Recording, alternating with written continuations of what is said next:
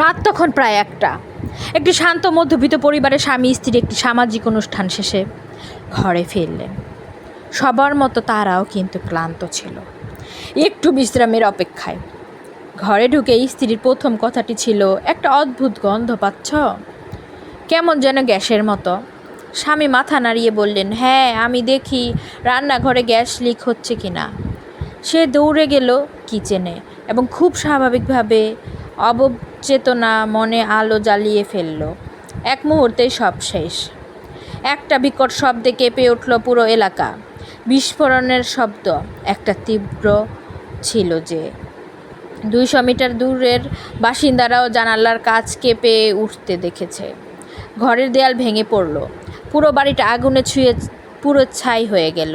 স্বামী ঘটনাস্থলেই প্রাণ হারালেন। স্ত্রী কিছুদিন জীবন মৃত্যুর সঙ্গে লড়াই করে শেষ পর্যন্ত চলে গেলেন।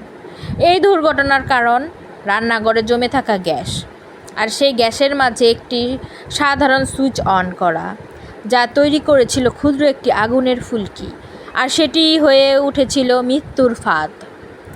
গ্যাসের গন্ধ পেলে কী করবেন আপারা ভাইরা জানেন? 1 নাম্বার, কখনোই কোনো বৈদ্যুতিক সুইচ, ফ্যান বা ফ্রিজ চালু করবেন না, কারণ এতে ইলেকট্রিক স্পার্ক হতে পারে। 2 নাম্বার, সব জানালা দরজা খুলে দিন যেন গ্যাস বের হয়ে যায়। 3 নাম্বার, পারলে মেন সুইচ অফ করে দিন। 4 নাম্বার, সতর্কভাবে বাড়ি থেকে সবাইকে বের করে দিন। আপনার একটি শেয়ার বাঁচাতে পারে কারো জীবন। আপারা ভাইয়েরা, আপনারা কিন্তু এখন কিন্তু অনেকের বাসায় কিন্তু এলপি গ্যাস আমরা ইউজ করি। এ বিষয়ে কিন্তু আমাদের সকলকেই কিন্তু সচেতন থাকতে হবে। সচেতন মানে খুবই সচেতন থাকতে হবে, কারণ আমরা কিন্তু চাই না আমাদের প্রিয়জন কেউ হারাক, প্রিয়জন কেউ মারা যাক, প্রিয়জন কেউ আমাদের ছেড়ে চলে যাক, কারণ জীবন খুবই সংকীর্ণ।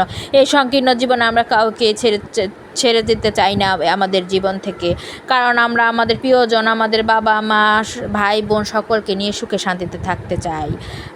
একজন সুখে শান্তিতে থাকতে পারলেই কিন্তু আমাদের জীবনটা সুখের।